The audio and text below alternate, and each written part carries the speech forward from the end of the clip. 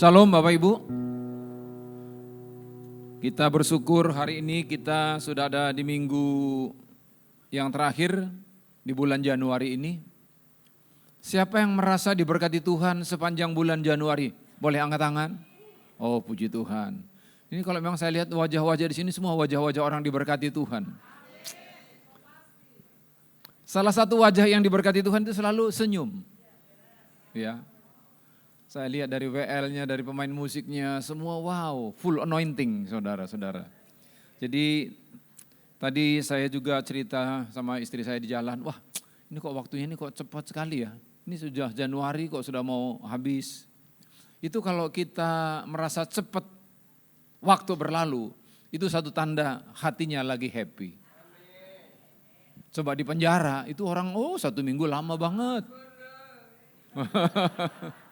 Tetapi 1 tahun kok rasanya cepat ya. Saya rasanya kemarin itu tahun lalu baru aja rasanya. Tapi kok sudah 1 tahun berlalu. Puji Tuhan, kita punya Tuhan Yesus yang selalu memberikan karunia rahmatnya baru bagi kami. Nah Bapak Ibu yang dikasih oleh Tuhan, topik kita bulan Januari ialah The Valley of Decision. Lembah penentuan. Bapak Ibu yang dikasih oleh Tuhan, sebelum kita lanjut kita baca dulu beberapa firman Tuhan yuk. Next. Kita baca sama-sama, bacanya enggak usah full speed, bacanya lari 80 aja. Jangan lari 120 supaya apa? Supaya kita bisa sambil menghayati setiap kata dari firman ini. Yuk kita baca 1, 2, 3. Pada zaman para hakim memerintah, ada kelaparan di tanah Israel. Lalu pergilah seorang dari Bethlehem Yehuda beserta istrinya dan kedua anaknya laki-laki ke daerah Moab untuk menetap di sana sebagai orang asing. Ayat 6, kemudian berkemaslah ia dengan kedua menantunya dan ia pulang dari daerah Moab.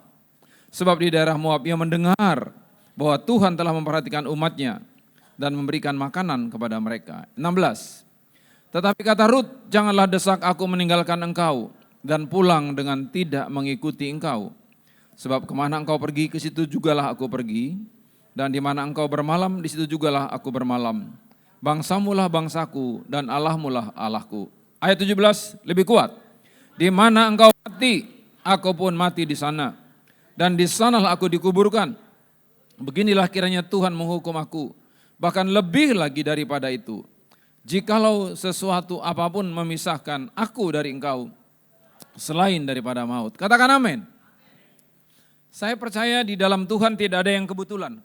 Yang percaya, yang setuju sama saya katakan yes. Tahun lalu sebelum masuk Januari, istri saya dan saya merenungkan tentang Orpa sama Rut sama Naomi.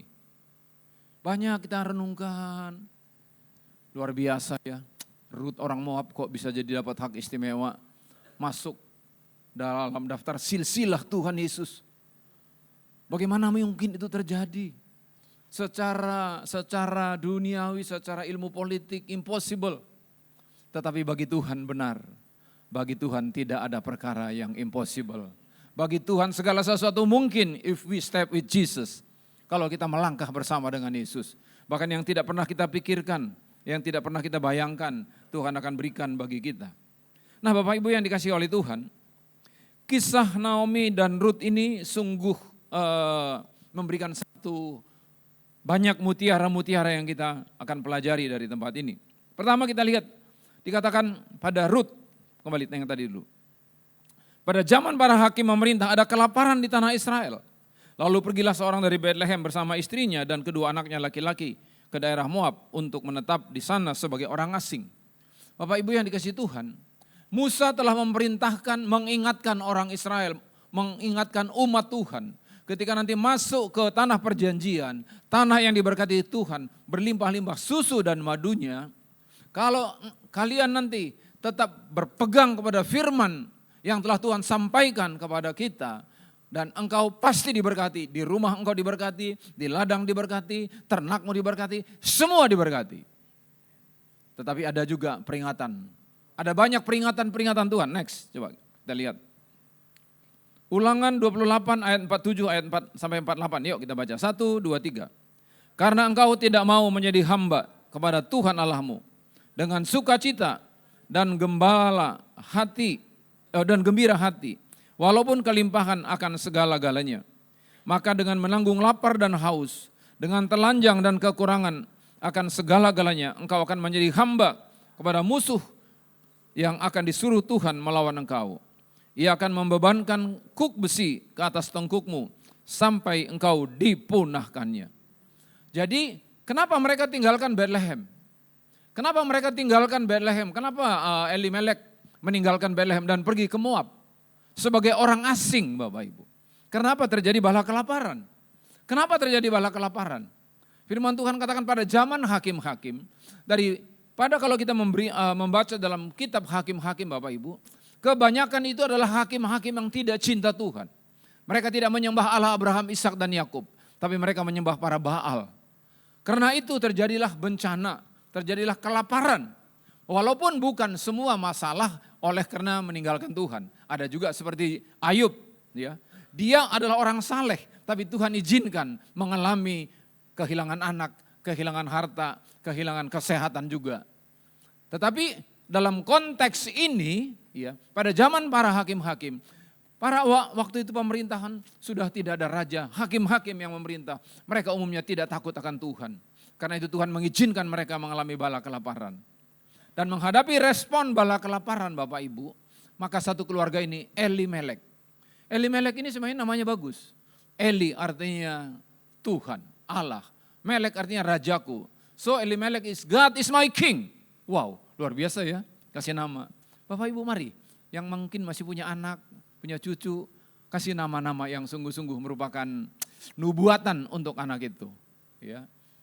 Saudara-saudara, Naomi artinya pleasant, menyenangkan. Tetapi apa yang terjadi? Ketika mereka meninggalkan tempat Bethlehem artinya apa? Rumah roti. Rumah roti ditinggalkan, tempat yang Tuhan kehendaki, mereka pergi ke Moab sebagai orang asing. Bapak Ibu sebagai orang asing itu udah enak Bapak Ibu. Ya. Kita sebagai orang asing apa? Culture-nya beda, budayanya beda, makanannya berbeda, kebiasaan-kebiasaannya berbeda. Sebab apa? Untuk merubah kebiasaan itu tidak gampang loh. Betul enggak? Untuk merubah kebiasaan orang Indonesia. Saya tinggal di Hong Kong sekitar 5 tahun Bapak Ibu. Ada seorang ibu, dia bilang gini, Pak Pendeta, saya kalau enggak makan nasi enggak nendang Pak. Dia bilang. Ya. Jadi walaupun sudah makan ini Bapak Ibu, enggak nendang dia bilang. Itu merubah kebiasaan. Saya merubah kebiasaan dari makan nasi, tidak makan nasi. Jalan 2 tahun Bapak Ibu.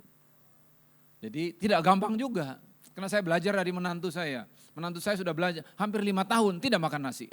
Apalagi dia saya lihat tinggi, badannya lebih tegap. Tapi kok bisa ya? Mula-mula saya berpikir, mana mungkin. Tapi ternyata kalau kita mau, segala sesuatu dimulai dari sini Bapak Ibu. Kalau kita mau, apapun itu bersama dengan Tuhan, tentu bukan dengan kekuatan kita. Tuhan berikan kemampuan sehingga, tapi tujuannya apa? Tidak ada lain untuk hormat dan kemuliaan bagi nama Tuhan. Kita berikan kemuliaan dulu bagi Tuhan. Jadi saudara-saudaraku yang dikasih oleh Tuhan.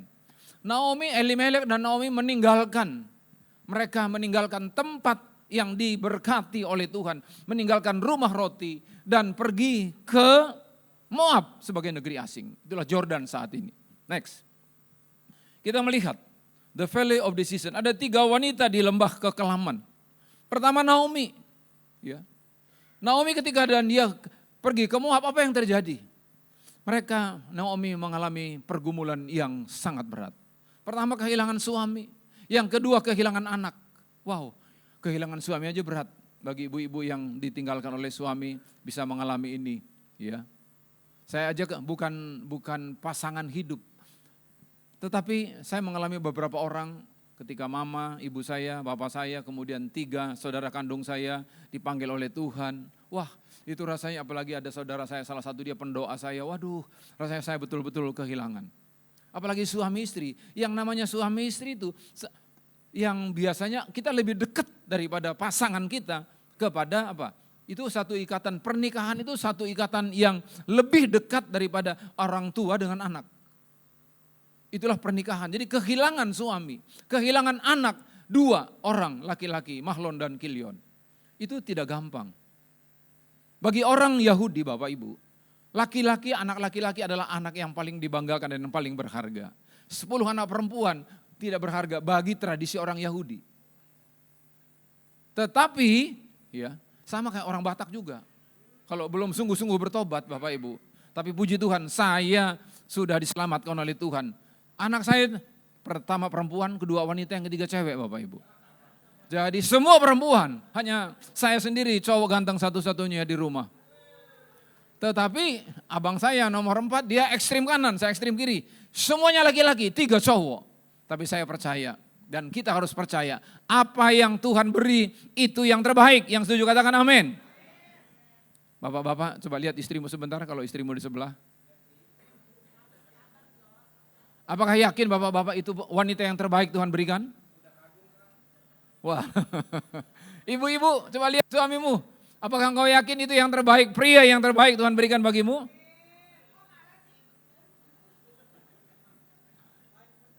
Katakan yang terbaik.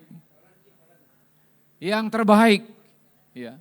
Bukan berarti ada orang bilang istri saya tercantik ya, kalau engkau merasa begitu ya puji Tuhan. Ya. Tetapi yang terbaik Tuhan beri. Anak-anak yang kita, anakmu 3, gayanya 3 Bapak Ibu. Ada satu gaya dangdut, ada gaya rock and roll, ada gaya keroncong. Tetapi apapun gaya anak itu, setiap anak mempunyai karakter yang berbeda. Tapi itu yang terbaik yang Tuhan berikan bagi kita. Katakan amin. Nah saudara-saudara, the valley of decision. Lembah senantiasa dalam Alkitab. Alkitab menjelaskan lembah itu adalah tempat satu di mana kita harus menentukan sikap. Di mana kita Tuhan izinkan dalam perjalanan hidup kita ini ada masalah, ada pergumulan, ada kesulitan, dan ada tantangan di mana saat itu kita harus mengambil decision yang benar di hadapan Tuhan. Kalau kita salah mengambil decision, maka penderitaan yang akan terjadi. Tapi kalau kita mengambil keputusan yang benar, maka justru sebaliknya dari lembah naik ke bukit yang paling tinggi. Kalau kita mengambil keputusan yang benar. Karena itu hari ini kita belajar dari 3 wanita ini. Nah karena ini wanita, kalau pria aja yang ngomong kurang seru, makanya saya undang istri saya ke depan. Kalau wanita cerita tentang laki-laki doang, enggak ada laki-laki kan kurang seru. Jadi ini bicara tentang 3 wanita di lembah kekelaman. Pertama Naomi. Ya. Shalom Bapak Ibu. Sekali lagi shalom. Apa yang kau pikirkan tentang wanita? Wanita itu luar biasa. Sebab saya mengalami kalau tidak ada wanita di rumah, wanita itu rumah itu rasanya emptiness and loneliness. Ini saya pengalaman saya tidak tahu pengalaman bapak-bapak. Karena saya 6 bersaudara, 1 wanita, tetapi kakak saya ini dia ikut keluarga om, jadi otomatis cuma ibu sendiri. Ya. Jadi kalau mama tidak ada di rumah, rasanya itu gimana, ada yang kurang gitu loh. Itu kan about your mother, sekarang how about your wife? Sama lagi loh. Saya kan lebih dekat sama kamu daripada mama dong. Jadi kalau nggak ada saya gimana? Waduh, kan kamu berapa hari lalu kan kamu tinggal saya 6 hari ada reuni kan, ketemu sama teman. Aduh itu rasanya kok kadang-kadang bengong pulang ke rumah kok aku bengong, tidur sendiri, makan sendiri Bapak Ibu. Jadi selama masih ada istri tolong dihargai dengan baik. Amin. Kita beri kemuliaan bagi nama Tuhan. Oke kita kembali ya. Kita berbicara Naomi. Iya. Naomi. Namanya menyenangkan. Yes, ya? namanya menyenangkan. Tetapi Tuhan izinkan dia mengalami di dalam lembah kekelaman. Saya percaya poin pertama bagi Naomi adalah ketaatannya kepada Tuhan. Dan ketaatan kepada Tuhan membuat dia taat mengikuti apa yang suaminya katakan. Walaupun dari sikap dia kembali ke Bethlehem menunjukkan bahwa dia tahu bahwa sebenarnya apa yang dilakukan suaminya itu adalah sesuatu yang seharusnya tidak dilakukan. Ya, meninggalkan. Karena apa? Bapak Ibu, masalah itu bukan malapetaka di dalam hidup kita. Kalau Tuhan izinkan ada persoalan, Tuhan izinkan ada masalah dalam hidup kita, itu tandanya Tuhan sedang memproses hidup kita. Karena Allah turut bekerja di dalam segala sesuatu untuk mendatangkan kebaikan. Walaupun pada hakikatnya sering kedagingan kita, itu kita tidak senang proses. Betul enggak? Maunya Maunya langsung serba instan. instan. Maunya Karena instan semua. semua saat ini dunia menunjukkan instan. Tetapi Tuhan tidak suka instan. Bahkan dalam Amsal dikatakan, segala sesuatu yang cepat diperoleh tidak diberkati oleh Tuhan. Saya 4 tahun loh nunggu kawin nikah sama kamu. 4 tahun. Iya. Jadi Karena kalau cepat-cepat. saya harus masuk sekolah Alkitab, saya harus pembinaan karena kami melayani bersama-sama. Ya betul 4 Jadi tahun. proses itu dan waktu itu sudah mau nikah, tapi hanya boleh ketemu 2 minggu 1 kali, itu pun dibatasi 2 hours only. Oke. Wow, tapi karena semua karena cinta, jadi semuanya cepat berlalu. Oke, jadi kembali. Ternyata menikah Proses. dengan orang yang kita cintai, menikah dengan orang yang kita kasih bukan berarti tidak ada masalah. Justru Istri saya berpikir, saya nikah sama pendeta Jaliaman Sinaga. Lulusan sekolah Alkitab yang waktu itu sangat dikenal di gereja-gereja di Indonesia. Pasti tanggal 1 Januari sampai 31 Desember selalu berkata, Shalom. Dia lupa menikah sama Lung Lause. Ada naganya saudara-saudara. Sinaga. Walaupun naganya kepalanya sudah dihancurin, tapi buntutnya kadang-kadang masih goyang-goyang. Artinya pendeta juga. oke, kita kembali. Ya. Berarti kita diingatkan masalah apapun di dalam pernikahan kita itu bukan malapetaka. Karenanya jangan tinggalkan. Kalau malapetaka kita tinggalin, ada malapetaka kita kabur gitu loh. Lari dari masalah. Ternyata Tuhan mengingatkan masalah apapun dalam rumah tangga, dalam kehidupan, dalam pekerjaan, dalam pelayanan sekalipun. Kalau ada masalah itu bukan malapetaka, tapi itu adalah sebuah proses yang Tuhan sedang izinkan dalam hidup saudara dan saya. Yang kita minta adalah kekuatan daripada Tuhan sehingga kita bisa melaluinya dan semua kita keluar sebagai pemenang. Bahkan lebih dari kita beri kemuliaan bagi nama Tuhan. Ada 2 pelajaran yang bisa kita pelajari, petik dari Naomi. Pertama, dia submission, dia respect sama suaminya walaupun suaminya keliru. Yang kedua, karena dia percaya. Dia sebagai istri, dia harus tunduk kepada suami sebagai kepala. Tetapi belum titik. Kepala daripada suami adalah Kristus. Karena itu seorang istri tunduk kepada suami bukan hanya menundukkan diri kepada manusia. Tetapi seorang istri yang melakukan perannya untuk tunduk kepada suami, dia sedang menundukkan diri kepada otoritas yang lebih tertinggi, itulah kepada Tuhan. Dan saya percaya ketika saya menundukkan diri dan menaati Tuhan, maka Tuhan akan memberkati hidup kita para wanita. Karena itu apapun proses yang sedang terjadi dalam hidup pernikahan kita sebagai wanita mungkin kita berat. Tetapi kita percaya ada Kristus yang menjadi big boss kita. Bos saya ini. Tetapi ada big boss saya Kristus di atasnya yang akan mengatur segala sesuatu, yang mengizinkan segala sesuatu sehingga akhirnya indah pada waktu. jadi kalau ada apa-apa dengan bos, berarti harus lapor ke Big boss. bos. Jangan lapor sama tetangga. Jangan Apalagi- lapor sama suami orang. Wah bahaya, nenek bilang berbahaya. Tapi lapor sama big, Big boss. boss. Artinya juga sama. Kalau kita suami diperintahkan untuk mengasihi istri perlu pengurapan loh. Kalau mengasihi pacar, enak tenan. Betul enggak? Ayo pria-pria, betul kan? Kalau mengasihi pacar, mengasihi istri itu perlu pengurapan khusus. Tetapi ingat, ketika kita melakukan firman itu, kita sedang menjalankan firman Tuhan. Makanya nggak disuruh sama Tuhan, hai suami Mengerti, lah. kalau suruh ngerti sampai Tuhan Yesus datang, bakal kagak ngerti-ngerti. Tapi disuruh mengasihi, Ngerti nggak ngerti? tetap mengasihi.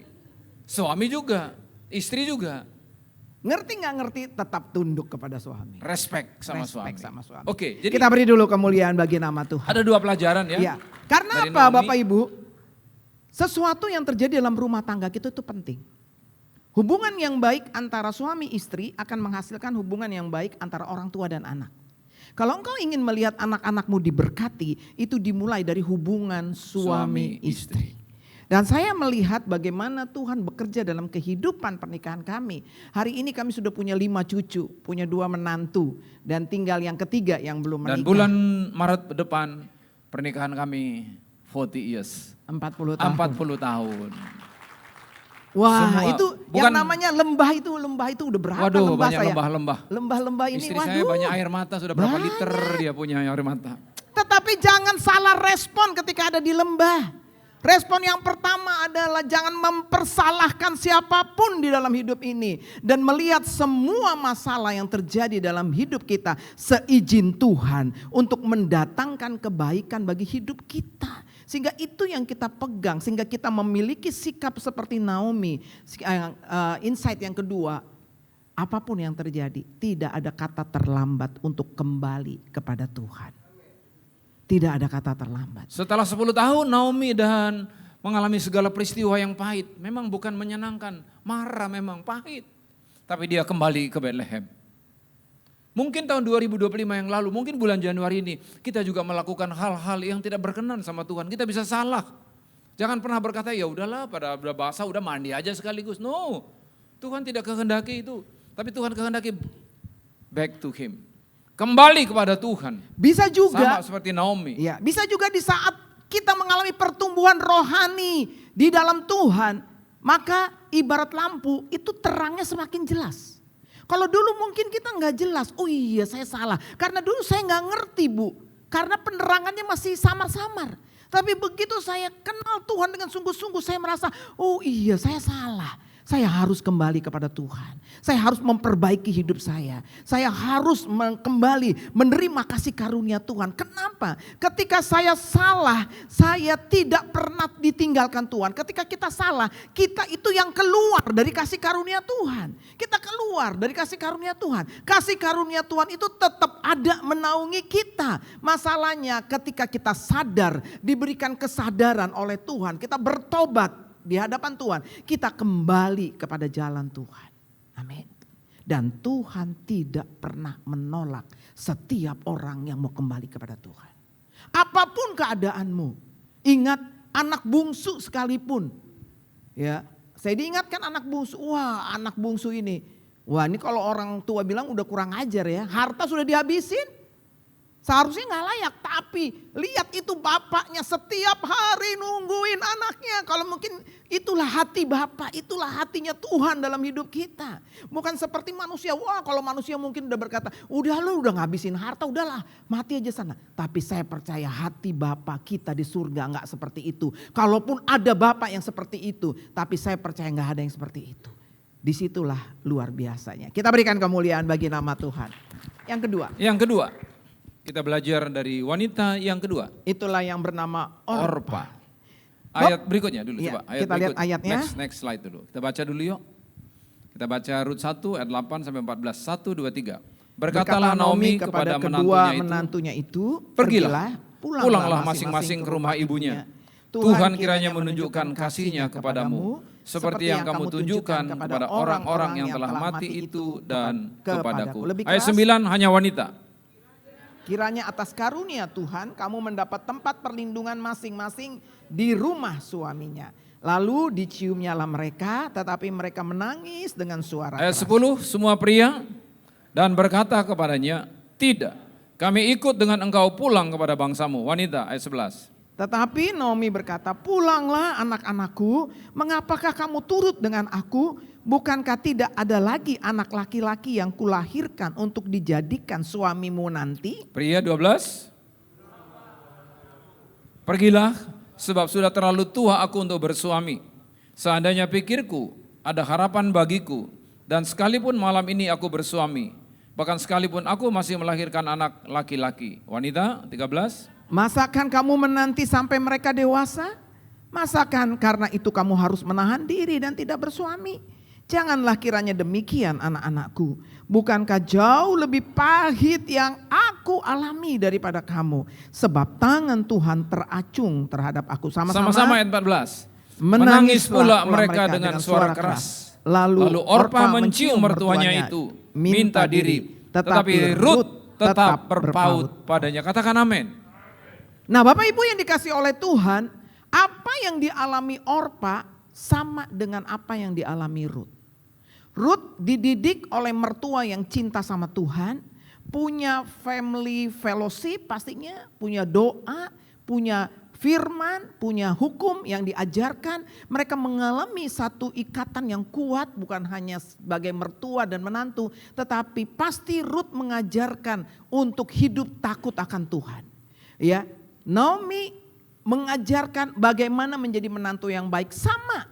Perlakuannya sama, semuanya sama. Tetapi yang membedakan adalah sebuah keputusan.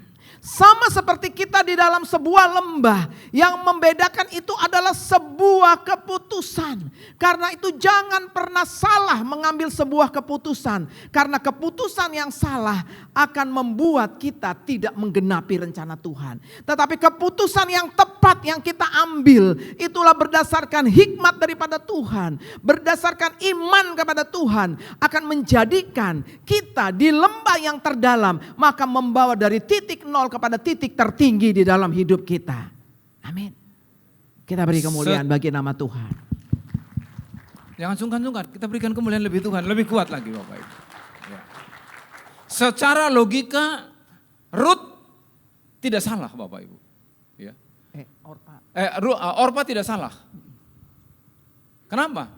Karena Naomi berkata, pulanglah anak-anakku. Sampai kali kedua, Sampai 2 kali dia ngomong. Pertama nangis, aduh jangan. Karena dia mengenal mertuanya ini yang luar biasa baik. Ya. Ini contoh ya mertua yang baik. Jadi kita harus belajar yang punya menantu harus dari baik-baik sama mertua, sama anak-anak menantu kita. Kenapa?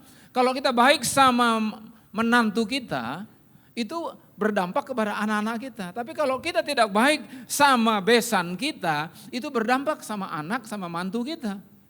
Dan juga berdampak untuk kesehatan kita. Nah karena itu Orpa dia mengambil keputusan.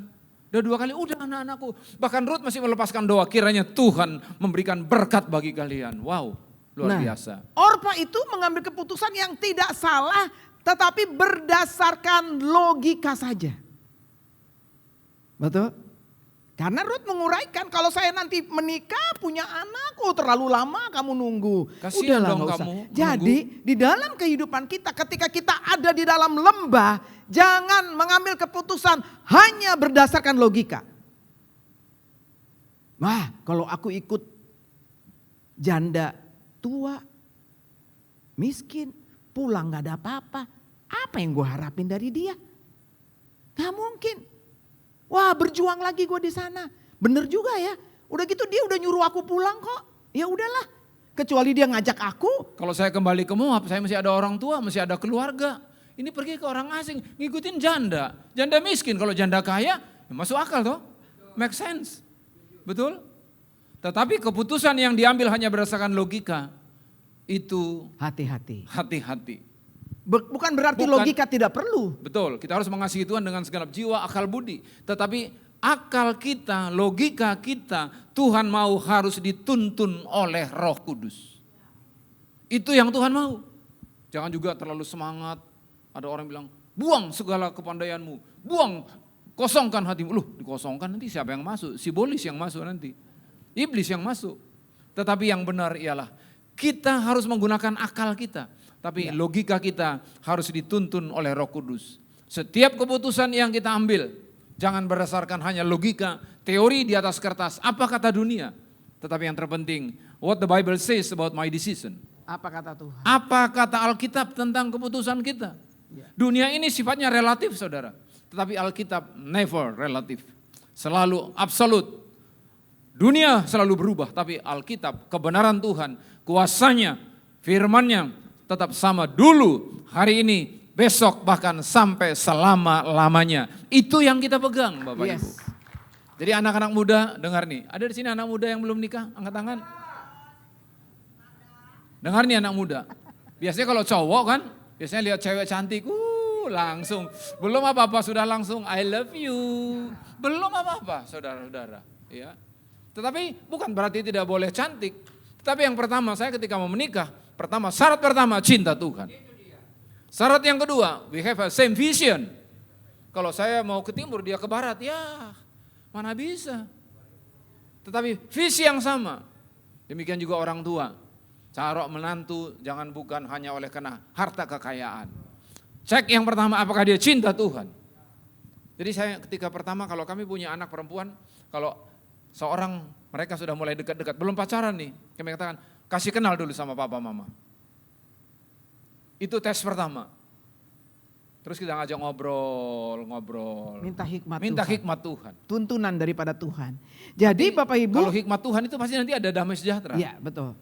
Jadi sejak Orpa meninggalkan Rut di tepi pinggir jalan, dia kembali ke Moab.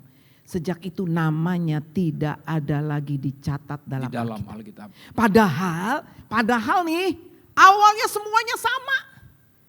Sama-sama mendapat kasih karunia. Sama-sama hidup di dalam lingkungan yang cinta Tuhan. Semuanya sama, Rut pasti gak pernah membedakan. Tetapi endingnya berbeda. Ketika kita mengambil decision yang salah. Karenanya ketika Bapak Ibu kita ada di posisi lembah dalam hidup kita, jangan salah mengambil keputusan. Karena apa? Keputusan itu menentukan kehidupan kita. Itu paling penting. Apapun planning kita di tahun 2026 ini, kita bisa banyak punya resolusi. Kita punya banyak kerinduan, target. Tetapi mari jangan ambil keputusan hanya berdasarkan logika akal sehat. Tetapi tanya kepada Tuhan. Waktu kami terbatas. Yang ketiga. Yang ketiga, kita belajar dari tokoh wanita yang ketiga. Ketiga Rut. Iya, Rut 1 ayat 15 dan 17. Kita baca yuk sama-sama. 1, 2, 3. Berkatalah Naomi, telah pulang iparmu kepada bangsanya dan kepada para allahnya. Pulanglah mengikuti iparmu itu. Tetapi kata Rut, janganlah desak aku meninggalkan engkau dan pulang dengan tidak mengikuti engkau. Sebab kemana engkau pergi ke situ jugalah aku pergi. Dan di mana engkau bermalam, di situ jugalah aku bermalam. Bangsamulah bangsaku dan Allahmulah Allahku. Lebih keras kita baca yuk sama-sama yang 17, 2, 3. Di mana engkau mati, aku pun mati di sana. Dan di sanalah aku dikuburkan.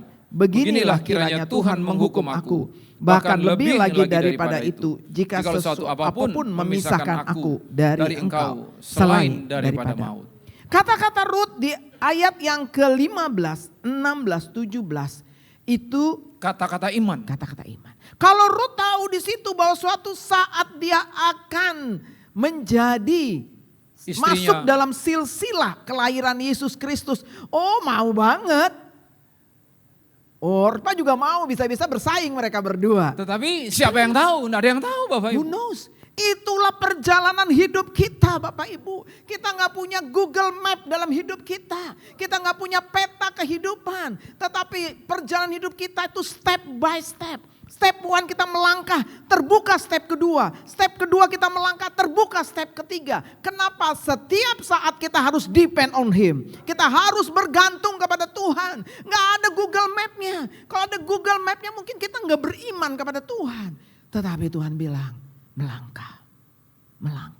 Mungkin ada di tempat ini yang ragu-ragu untuk melangkah. Tetapi kalau engkau sudah mendapatkan hikmat dari Tuhan, engkau sudah mendapatkan sesuatu daripada Tuhan, dan saat ini engkau berkata, yes Lord, aku siap melangkah bersama dengan engkau. Karena aku tahu keputusanku itulah yang menjadi keputusan Tuhan di dalam hidupku. Pria-pria, jangan takut melangkah. Amin. Karena tidak baik laki-laki itu seorang diri. Kita beri kemuliaan bagi nama Tuhan. Amin. Ya. Kenapa Rut berani melangkah? Nah ini. Dia melihat dengan visi, dengan yang jelas. Bahwa dia melihat Allah yang hidup di dalam diri seorang Naomi. Sehingga dia berkata, Allahmu adalah Allahku. Di mana engkau tinggal, aku akan tinggal di situ. Dia melihat Allah yang hidup. Kalau walaupun ini janda yang miskin, tetapi Allahnya itu dia percaya bahwa kalau dia ikut Allahnya Naomi, dia hidupnya pasti diberkati. Itu yang penting. Artinya apa Bapak Ibu? Mungkin orang bisa berkata kita bodoh. Coba kalau mungkin orang Orpa juga merasa, ini adik iparnya kok bodoh ya. Sudah tahu janda miskin. Mungkin dia berpikir juga begitu. Maka dia tinggalkan, dia balik. Banyak mungkin ketika kita mengikuti jalan Tuhan. Mengikuti apa kata Alkitab. Mungkin orang berkata kita bodoh. Tidak ada cuannya itu, tidak ada untungnya. Kenapa kok kamu mau ke situ? Betul? Tetapi karena kita tahu this is the God's will. Ini adalah rencana Tuhan. Saya percaya kalau kita melakukan apa yang sesuai dengan rencana Tuhan, hidupmu pasti diberkati oleh Tuhan. Amin, amin. Hidupmu diangkat oleh Tuhan. Karena itu mari kita lihat yang terakhir. Kita melihat. Dari titik nol lembah kekelaman Tuhan angkat ke tingkat yang tertinggi dan terbaik. Kenapa? Next, slide terakhir. Oh, kamu kirim yang salah itu. Artinya dalam Matius 1 ayat 5 dikatakan bahwa nama Rut tercatat dalam silsilah Tuhan Yesus. Nah, ingat tradisi orang Yahudi, bagi anak perempuan tidak pernah dicatat dalam silsilah. Tetapi dalam 5 wanita yang dicatat dalam Matius 1 itu merupakan wanita-wanita yang luar biasa sehingga mereka dimasukkan dalam daftar silsilah. Salah satu ialah Rut. Dan Rut akhirnya menikah dengan Boas.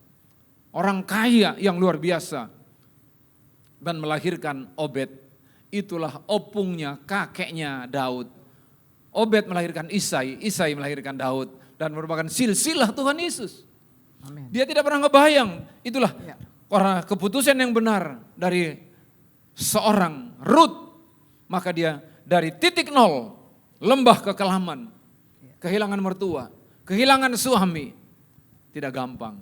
Tetapi keputusannya berdasarkan iman, bukan hanya berdasarkan akal sehat seperti Rut. Maka Tuhan mengangkat.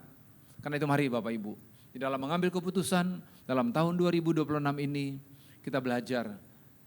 Jangan pernah mengambil keputusan hanya berdasarkan logika, tapi berdasarkan apa kata Tuhan. Suami-suami dia membuat perencanaan, istri-istri, ibu, anak-anak muda, mari. Kita sama-sama minta tuntunan Tuhan. Dan kalau belum yakin, jangan pernah melangkah. Walaupun kata orang mungkin kita terlambat. Tetapi saya percaya bagi Tuhan tidak ada yang terlambat. Kalau itu merupakan kehendak Tuhan. Kita berikan kemuliaan bagi nama Tuhan. Haleluya. Satu kalimat dari saya mendapat beberapa insight.